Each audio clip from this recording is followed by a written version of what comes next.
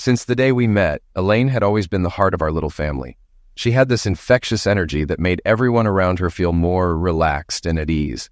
I was taken with her from the moment we crossed paths at a mutual friend's party, and 19 years later, not much had changed. Life as a police officer had worn me down, but Elaine always knew how to lift the weight off my shoulders, even when she didn't realize it. She was more than just my partner.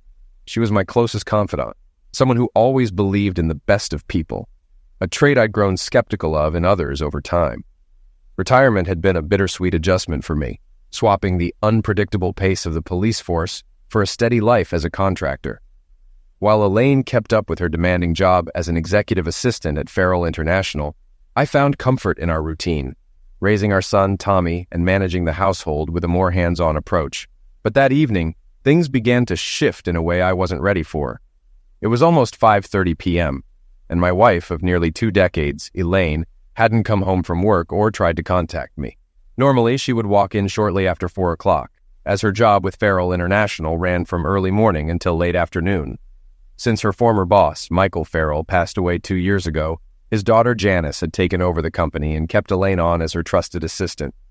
Our son Tommy had already gotten home from school and was upstairs rushing through his homework so he could relax in front of the TV later. By 5:45, I was getting concerned and called Elaine's cell, but it went straight to voicemail. I had just left her a message to call me when she walked in, carrying several bags from Antonio's Italian restaurant. She gave me a quick kiss on the cheek on her way to the kitchen. "Sorry, honey, I had to stay late and didn't take anything out of the freezer for dinner, so I grabbed something from Antonio's. Hope that's okay?" "Sure," I said, "but I was worried. Why didn't you call?" "I forgot to charge my phone last night, and when I got to the car to call you, it was dead." One of my few pet peeves with Elaine was that her phone was often either off, dead, or silenced, so I could rarely reach her when she was out. Whenever I complained, she would always say, "You're right, Joe. I'll do better." She'd remember for a few days, but then things would go back to normal. Frustrating, but something I had learned to live with.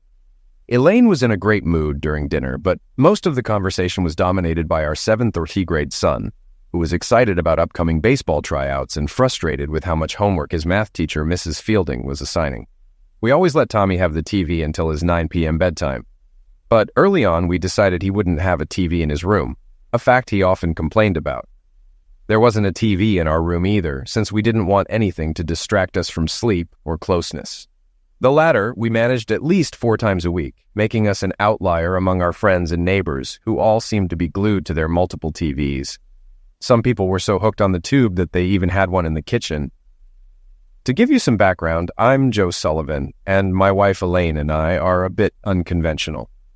I retired last year at 50 as a patrol sergeant with the county police department.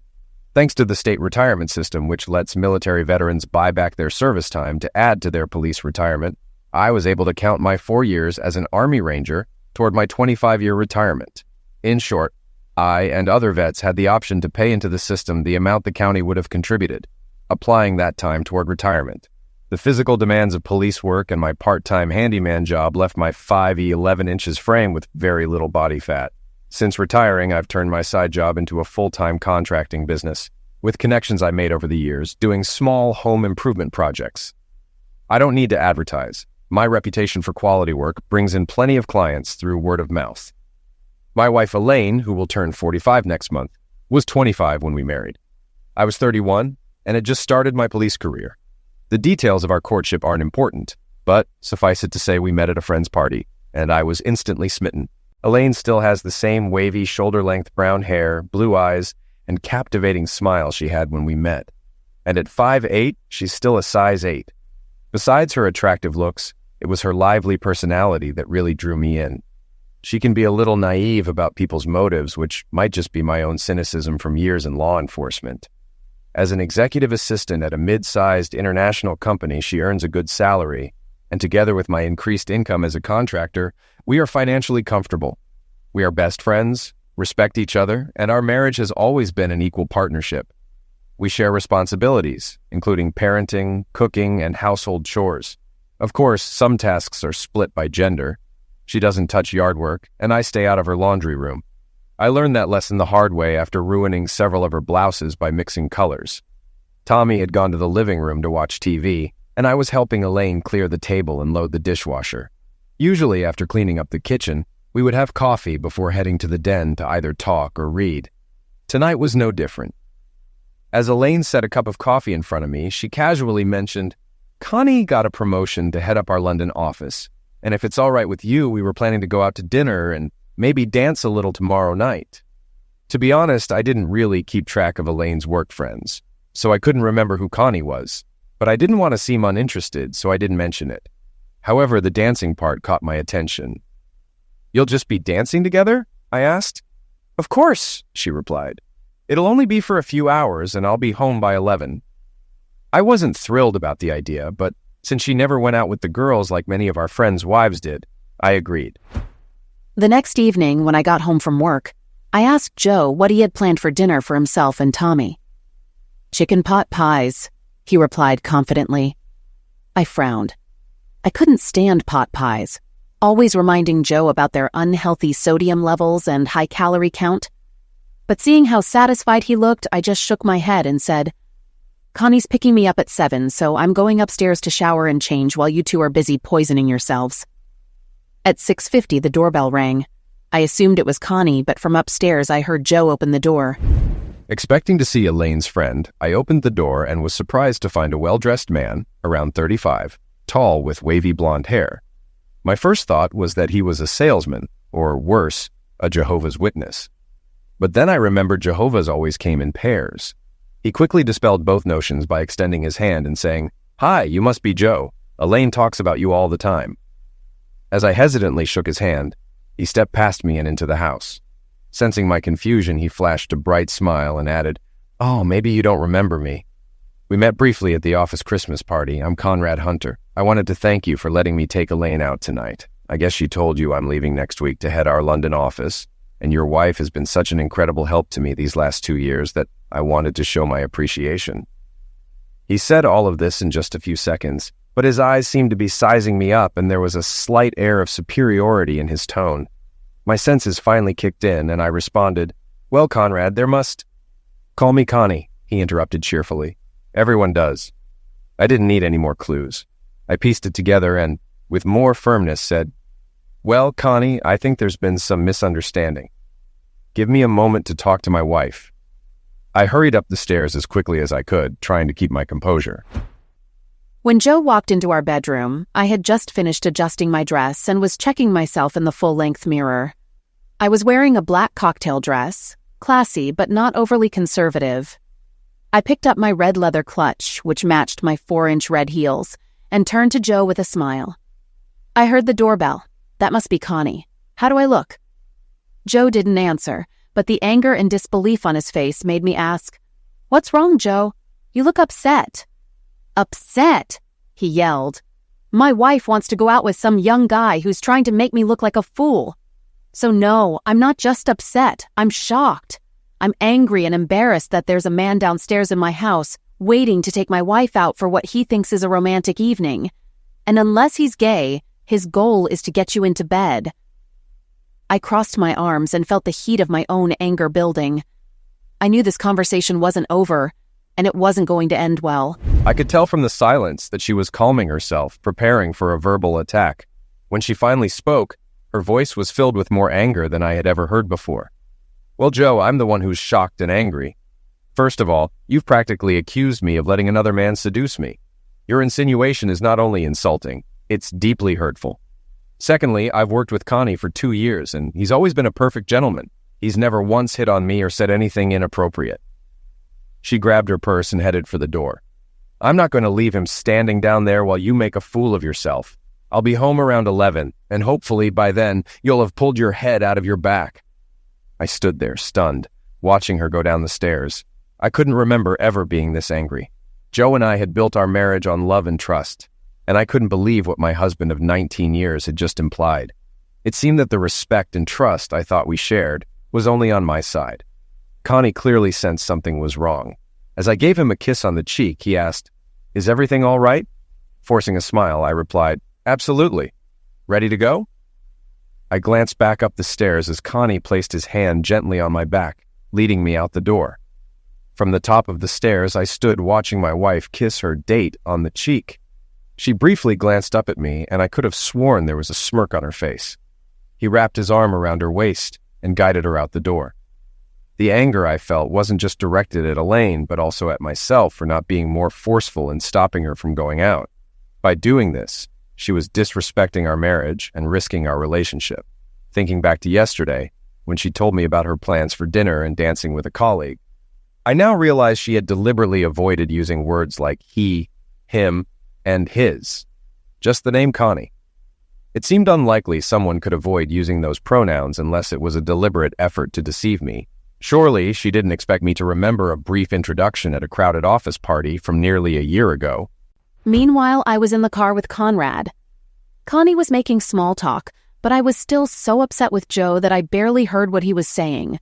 I snapped back to reality when he asked, "Well, what do you think?" "Oh, Connie," I said. "I'm sorry. My mind drifted for a moment." "No worries," he replied. "I was asking what you thought about having dinner at the Chop House.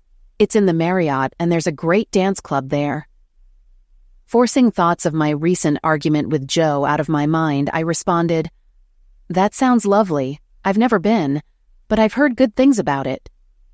Connie gave me a questioning look, and while reaching over to squeeze my hand, asked, "Is everything okay, Han? You seemed upset when you came downstairs, and from my brief encounter with your husband, I got the impression he wasn't exactly on board with our date." I noticed him calling me Han and referring to the evening as a date, along with the hand squeeze, but I didn't find it concerning. After all, I'd known him for 2 years, and plenty of men call their female friends Han. As for the word date, well, in a loose sense, I guess it was, just not in the way Joe was interpreting it. "You're right," I said. "I assume Joe remembered you from the party, especially since he had innocently asked later who I was dancing with. Thinking back, I may not have said Connie. Maybe I said Conrad. I honestly don't remember. I guess when you showed up, he realized that Connie wasn't the girlfriend he'd been expecting, and he got the wrong idea." "Listen, Han," he said sympathetically. "If you want to change your mind about tonight, I completely understand. I'd be disappointed, though, not just because you look stunning, but because I was really looking forward to a couple of hours on the dance floor with you." "Absolutely not," I said, perhaps a bit more firmly than I intended. "I'm looking forward to a nice dinner and enjoying your dancing skills, which I must say are impressive. Unfortunately, Joe has 2 left feet and only manages a couple of obligatory dances when we go out."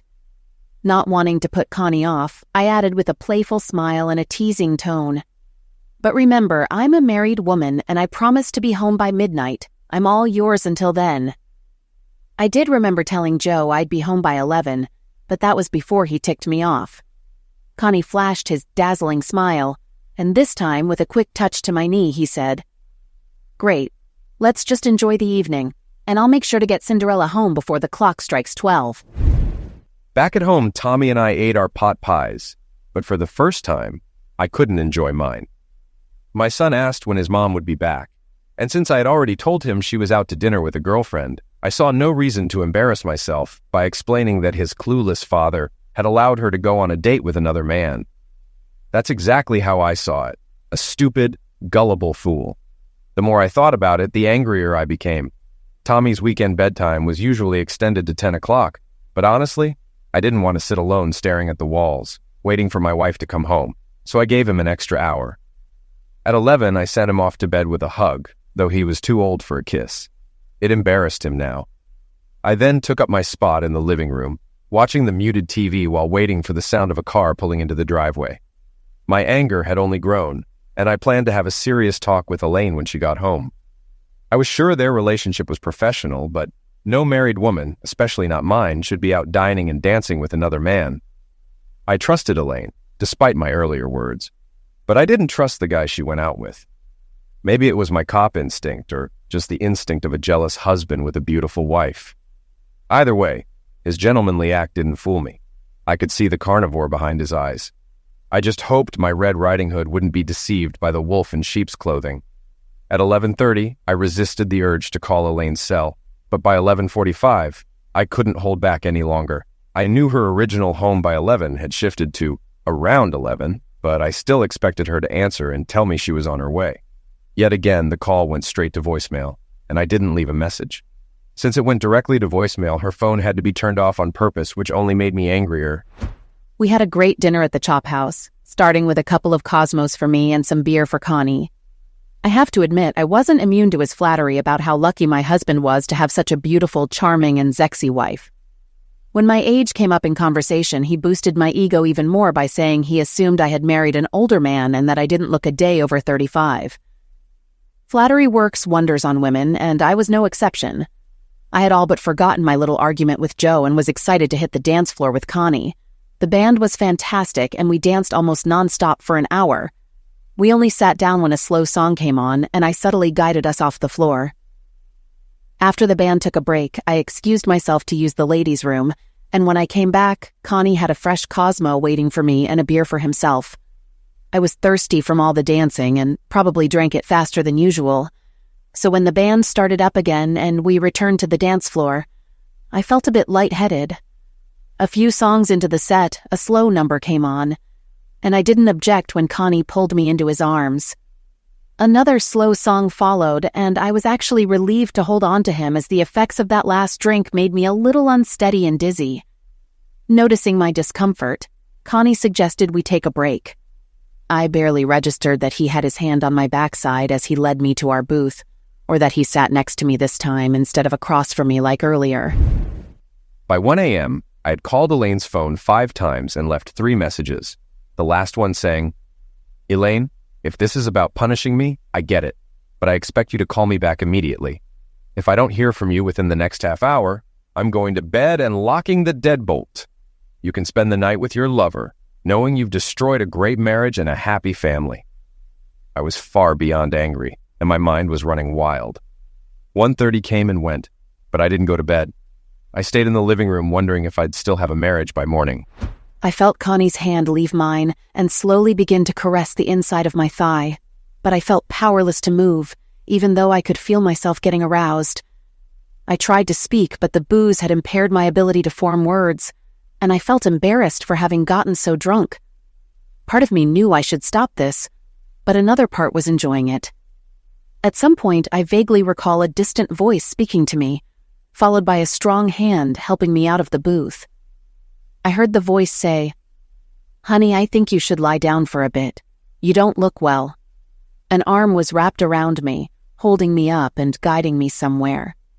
I have a vague memory of being in an elevator, unsure where I was going as I entered an unfamiliar room. There was a bed, and I knew I needed to lie down. I wasn't tired, but my body felt disconnected from my mind. I heard some soft, unintelligible words, and then Connie's lips were on mine. Before long, I felt the cool air against my bare skin. From the corner of my eye, I saw my clothes in a pile on the floor. He got on top of me and took me. My eyes instinctively closed. When I managed to open them slightly, I saw a face with blue eyes staring into mine as he continued having sex with me. Not Joe. Not Joe. My mind screamed, but no words came out. As my mouth opened, my body trembled with an overwhelming climax. Meanwhile, I was in full panic mode. By 5 a.m., after making several more unanswered calls, I finally collapsed onto my bed, falling into an exhausted and restless sleep, convinced that our marriage was over. Unless something catastrophic had happened, there was no excuse I would accept or reason to forgive her for this blatant betrayal. Just after 7 a.m., my phone rang. Thinking it was Elaine, I was tempted not to answer, believing there was nothing she could say to undo the damage she had caused. But when I looked at the caller ID, I saw a number I didn't recognize. Reluctantly, I hit the accept button and groggily answered, "Hello?" The voice on the other end asked, "Is this Joe? Joe Sullivan?" As I confirmed it was, a sick feeling grew in my stomach, fearing that someone might be calling to inform me of that catastrophic event I had brushed off earlier. "Joe, this is Terry Connor. Remember me?" Terry had been one of the newer patrol officers under my supervision before I retired. He was an ex-Marine and a solid cop, more streetwise than some of his peers who hadn't served in the military. "Of course, Terry," I replied, my worry clear in my voice. "What's going on?" He hesitated before asking, "Is your wife home?" A wave of dread hit me as I responded, "No, she went out to dinner with a colleague and was supposed to be back by 11 last night. I haven't been able to reach her. Every call has gone to voicemail." Is she all right? I asked, my voice shaky. Yes and no, Terry said. Joe, she's at Mercy Hospital. She came to the ER on her own, reporting that she had been sexually attacked. I caught the call, but all she would say was her name and that her husband was a former cop. She refused to talk to anyone but you. She doesn't have any visible injuries, but they're running blood tests and doing a sexual attack exam. I'm sorry to be the one to tell you, but you should get down here as soon as possible. I'll have to call this in to the detectives, but I wanted to give you a heads up. How soon can you get here? 15 minutes, I responded abruptly. Okay, Joe. Normally I'd have to return to patrol when the detectives arrive, but I'll stall for a bit so you can get here before they do. Thanks, Terry, I said sincerely. I'll be there as fast as I can. My first thought was, I'm going to eliminate that prick. I didn't want to wake Tommy, but I couldn't leave him to wake up in an empty house, unaware of what was going on. I went to his room and gently shook him awake, saying, Hey, son, wake up. He rubbed his eyes, looking confused, but I continued quickly, knowing I had little time. Tommy, your mom was in a minor car accident. She's okay, but they're checking her out at the hospital as a precaution. I need to go down there with the insurance information. I just didn't want you to wake up and find the house empty. Like I said, she's fine. No cuts, no broken bones, so don't worry. Go back to sleep. I'll be home soon. Though concerned, he mumbled, Okay, Dad, and laid his head back down. My hands were shaking so badly I struggled to get the key into the ignition. When I woke up, it was because I urgently needed to use the bathroom, but I was still groggy and confused. The room was dark, except for the faint glow coming from a nightlight in the bathroom. I slipped out of bed and made my way toward the light. As my mind began to clear, I realized I wasn't in my own home. Sitting on the toilet, I realized it wasn't just the need to go that had woken me. It was the pain in my rectum. When I wiped, I saw traces of blood on the toilet paper. And that's when I understood what had happened. As I sat there, flashes of the previous night slowly came back to me, and the realization of what I had likely endured made me feel sick. I started to gag. I barely had time to turn and fall to my knees before I began to vomit. Once my stomach was empty, I stood, leaning against the bathroom vanity, staring at a woman in the mirror I hardly recognized. My eyes were bloodshot. There were bite marks on my neck and shoulder, and my hair was matted in places with what could only be drying seed. Shame and guilt washed over me like a crashing wave, pulling me under. I couldn't bear to look at the woman in the mirror any longer. She didn't reflect the confident, happy wife and loving mother I was supposed to be. Still leaning on the counter, my head hung low as the tears started to fall. When I finally forced myself to look at the reflection again, I knew my naive stupidity and stubbornness had cost me my self-respect, the trust of my husband, and probably my son's respect as well.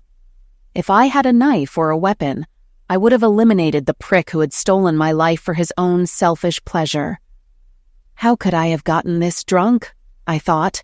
But as I replayed what I could remember, I realized I had only had 3 drinks, 2 at the restaurant and 1 at the club. That might give me a slight buzz, but it wasn't enough to make me lose control like that. He pilled me, I said out loud. That disgusting creep had slipped something into my drink. I knew what I wanted to do when I saw him, still asleep, lying unclothed on his back. I imagined clawing his eyes out, ripping his balls off, or biting his Johnny, but I knew I didn't have the strength to do any of that. Instead, I knew what I had to do. Moving quickly and quietly, I got dressed. With one last look of pure hatred at the man I once admired, I slipped out of the room. It took me just under 15 minutes to get to the emergency room, and, as promised, Terry was waiting for me. The waiting room was nearly empty due to the early hour. Where is she? I demanded, as I headed toward the curtained cubicles. Terry stopped me immediately, placing a firm hand on my chest. Hold on, Joe. She's asleep. They gave her a sedative to calm her down. She was pretty hysterical. The detectives will be here soon.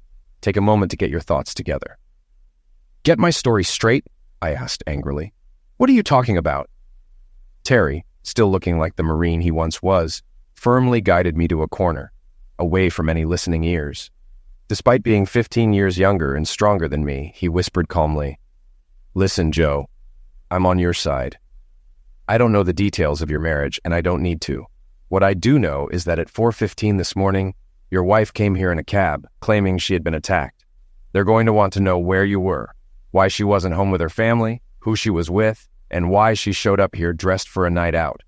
She refused to answer any of my questions, insisting she'd only talk to you. Out of respect for you, I didn't press her, but the detectives will. I'm just saying, be ready to minimize any fallout for your family." Before I could thank Terry, two things happened at once. Two detectives arrived and the ER doctor approached us. One detective was male, and I recognized him right away. Harvey Berg, an old-school cop with 30 years on the force. The other was a woman I didn't know. As the doctor approached, Harvey paused, letting the female detective continue. He whispered something to her, and though she looked irritated, she stopped. The doctor, speaking with a slight Middle Eastern accent, asked, "Are you the patient's husband?" I couldn't help but notice he didn't refer to me as the sufferer's husband. Terry patted my back and headed toward the exit. "I'm Dr. Natal," he introduced himself. "Your wife has no visible injuries, though she does have some tearing in her rectum. It won't require surgery and should heal quickly. There are also bite marks, or what people often call hickeys, on both her bosoms, but they don't need treatment." My heart sank as a wave of nausea hit me, imagining Elaine being violated and hurt by that dirtbag. The doctor continued, "We performed a sexual exam and found seed in both her vulva and anus, as well as dried seed in her hair, indicating recent sexual activity. We've taken blood for booze and pill testing, but the results aren't back yet. As for now, that's all I can tell you or the investigators." His clinical tone irritated me, especially the way he framed it as sexual activity rather than attack. Sexual encounter didn't fit what I knew had happened. Your wife refused to answer any questions except to claim she had been pilled, and she insists on speaking only with you. I don't see any reason to admit her to the hospital, but I'll hold off on releasing her until the blood work comes back. She's had a mild sedative to calm her down, but she's awake now. You can go see her. "Do you have any questions, Mr. Sullivan?" he asked. I shook my head. "No." "All right. If any come up, feel free to have me paged. The results should be back in about an hour, and I'll consult with you then." Without offering any sympathy, he turned and left. I started toward the cubicles, but the female detective, a short brunette with a stern expression, stepped in front of me, blocking my way. My first instinct was to push her aside, but before I could react, she spoke authoritatively. "I'm sorry, Mr. Sullivan, but my partner and I need to speak to your wife first. This is a criminal investigation, and we need her statement." I looked over at Harvey, who was approaching, shaking his head in frustration. He said firmly to her, "Let it go, Anderson. Joe can see his wife for a few minutes, and then we'll do the interview." She flushed with anger and responded, "Harvey, you know the rules. Letting the husband in before us risks tampering with her statement, which could be used later in a trial." I later learned her name was Sandra Anderson, a 27-year-old rookie detective with less than 5 years on the job. She had a big connection, though. Her uncle was the deputy mayor. Harvey, clearly unimpressed, replied sarcastically, "Look, Anderson, I was making felony arrests before you were born. As lead detective, I'm in charge here. Joe Sullivan is a colleague, retired or not, and he deserves some professional courtesy. If that bothers you, go wait in the car or the cafeteria. If you want to report me, go ahead. I'm looking for an excuse to retire anyway." Anderson stormed off, her face red. Once she was out of earshot, Harvey muttered, "Goddamned affirmative action. She couldn't catch a gambler at a poker game." "Go ahead, Joe," he added.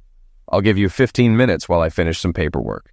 When I pulled back the curtain to Elaine's cubicle, she turned her head toward me, and upon realizing it was me, turned away and started sobbing. I pulled up a chair and sat quietly, waiting for her to compose herself. I felt sympathy seeing her so distraught, but honestly, my anger outweighed my empathy at that moment. I couldn't bring myself to look my husband in the eye, so I turned away and just started crying. I had desperately wanted him by my side, but now I didn't even know what to say. How could I possibly apologize for ignoring his concerns, only to end up being used by a sexual carnivore? In the harsh light of day, I realized it had been a date. No matter how innocent my intentions were, I had gone out to dinner and dancing with a man who wasn't my husband.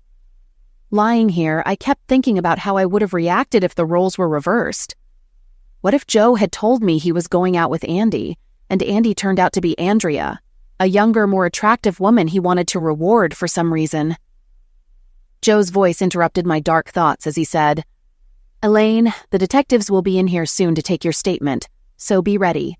Some of their questions will be embarrassing and intrusive. If you're saying the Zex happened because you were mentally incapacitated by pills or booze, you have to be honest. I have to warn you, if you try to mislead them, they'll know. The lead detective has over 30 years of experience and is a skilled interrogator. He'll see through any attempt to lie. His detached tone struck me, and the only words that stuck in my mind were claim and deception. Beyond that, he hadn't even touched me. No comfort, no warmth. He sounded more like a lawyer than my husband.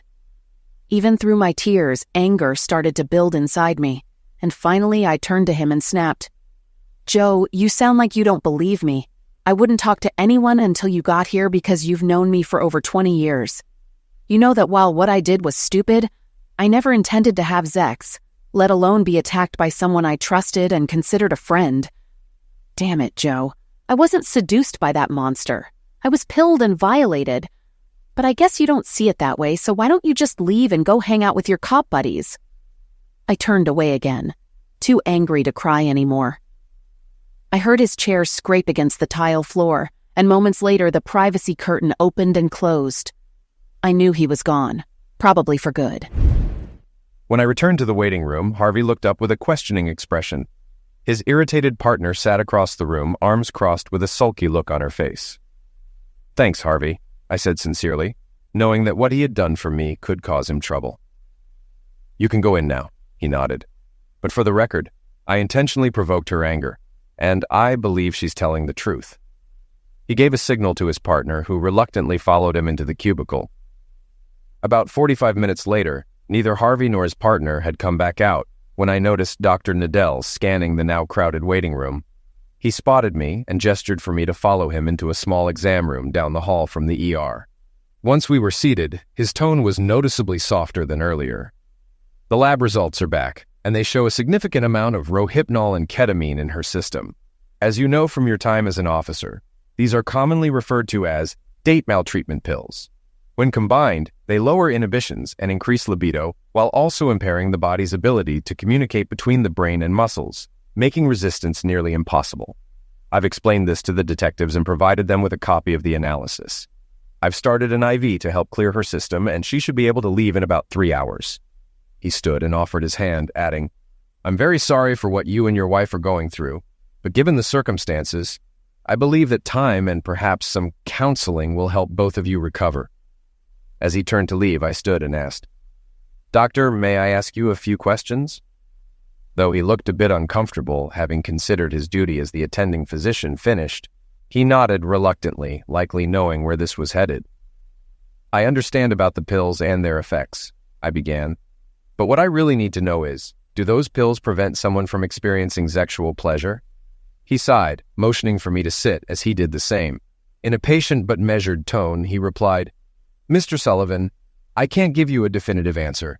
However, when the body's sexual organs are stimulated, it's possible for the body to react even if the brain doesn't. The reaction is purely physiological, with no voluntary or emotional involvement."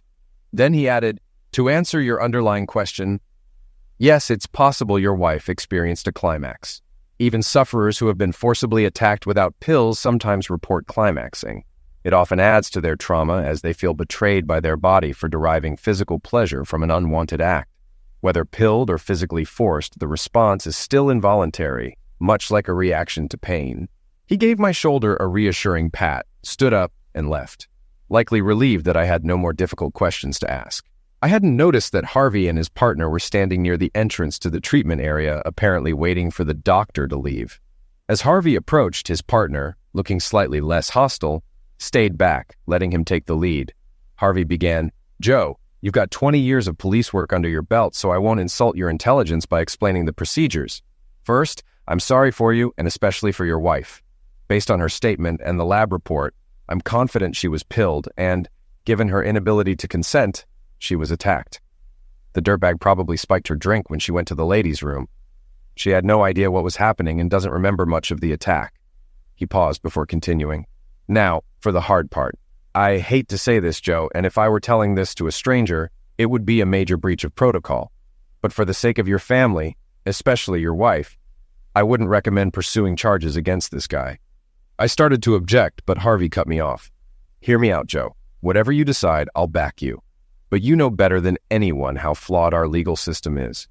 If this piece of trash gets a decent lawyer, the first thing they'll point out is that your wife willingly went on what looks like a date with him.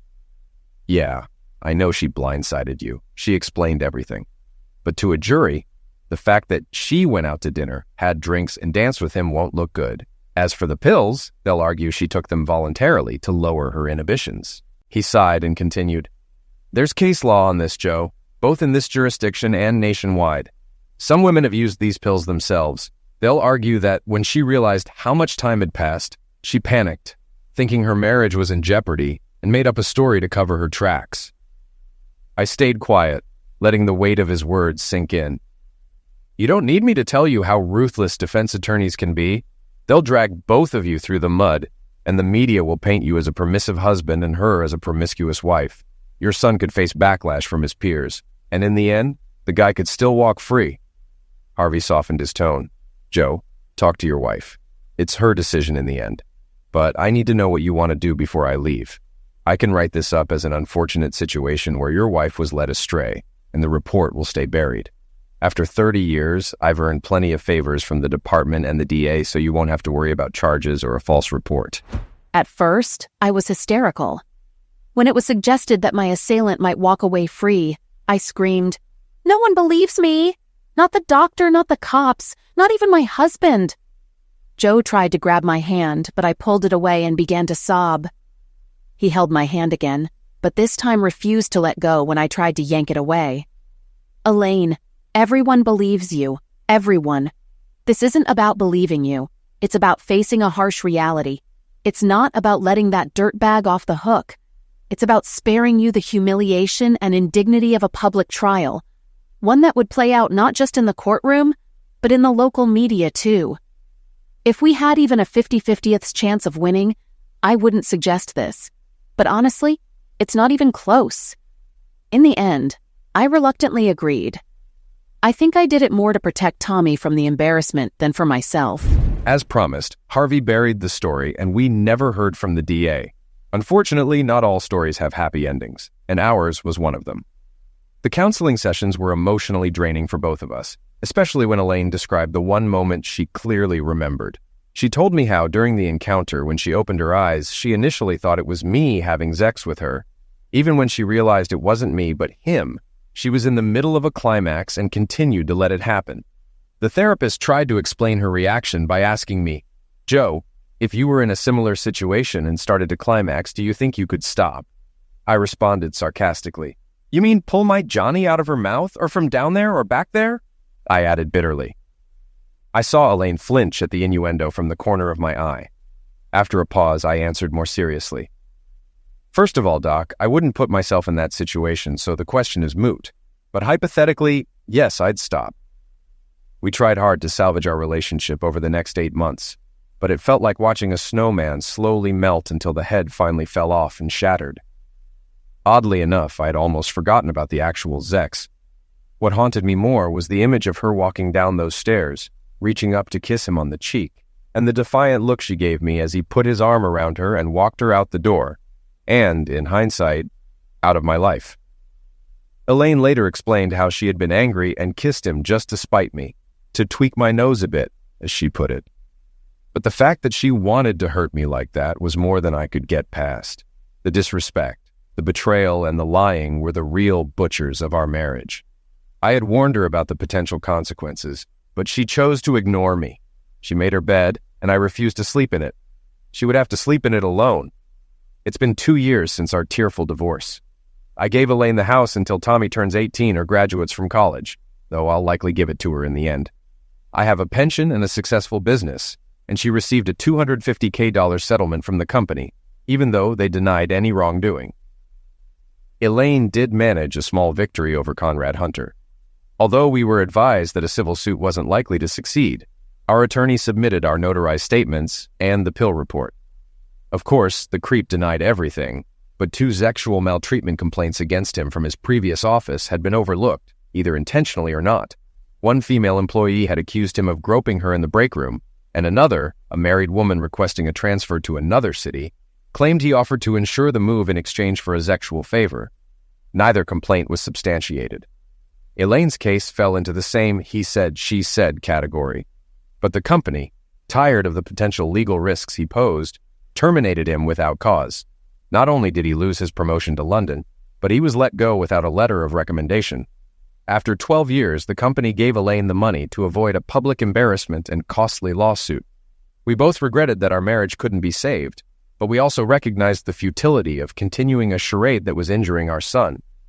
As far as I know, neither of us dated for over a year, though Elaine has recently been seeing someone regularly. He's a few years younger than her, and was widowed young. He seems like a good man, and on the rare occasions we cross paths, he's always friendly. But it's hard to forget 19 years of closeness with a wife. Initially, I was polite but distant toward him, though my jealousy has lessened over time. Now, I genuinely wish them well.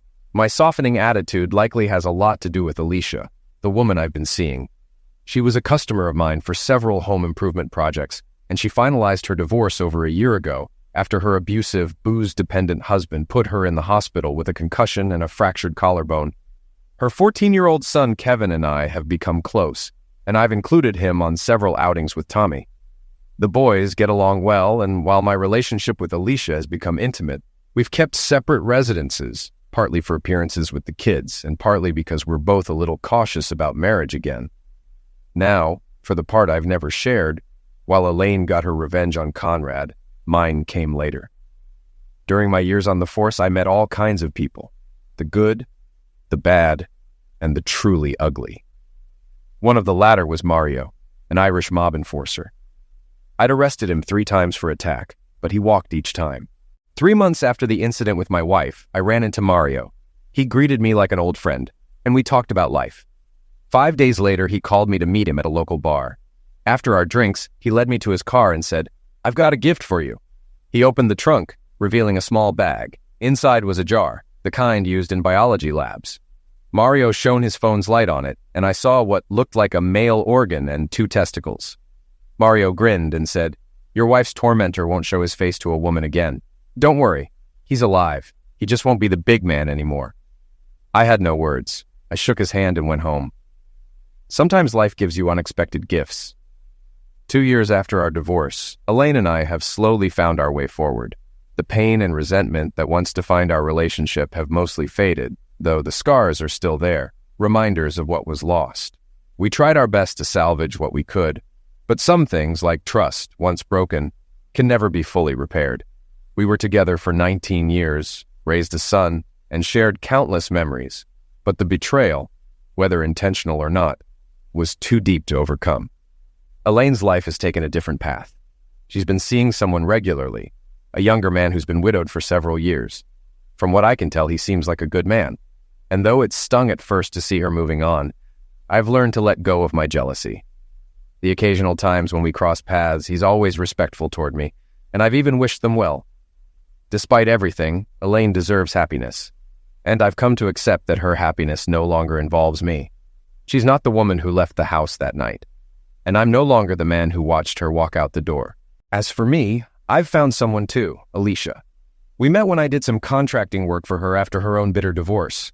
Her ex-husband's abusive and violent nature left her wary of relationships, but over time, we've built something special. I've taken things slowly, partly out of caution and partly out of respect for our kids. Her son Kevin has grown close to Tommy, and they've become friends through our weekend outings. My relationship with Alicia has its own set of challenges, but it feels different, healthier, more honest. We've kept separate homes for now, but we're taking steps forward, and for the first time in a long while, I feel optimistic about the future. In the aftermath of everything, Elaine and I were able to handle things peacefully for the sake of Tommy. He's a strong, bright kid, and watching him grow and navigate through this difficult time has been a source of pride for both of us. He didn't deserve to be caught in the crossfire of our mistakes, and if nothing else, I'm thankful we kept our focus on giving him the stability he needed. Elaine got the house, and when Tommy turns 18, it will likely stay hers. I've done well enough in my business to provide for myself and for Tommy, and I don't begrudge her what she's been through. Elaine managed to get some measure of justice with her settlement from the company, and while I was bitter at first that her assailant Conrad walked away without facing criminal charges, I found my own closure in an unexpected way. What Mario did, what he gave me, wasn't the kind of justice I had envisioned, but it felt like justice nonetheless. That man would never hurt anyone again, and though I would never condone the violence, a part of me was grateful that someone had delivered the punishment I couldn't. In the end, life moves on.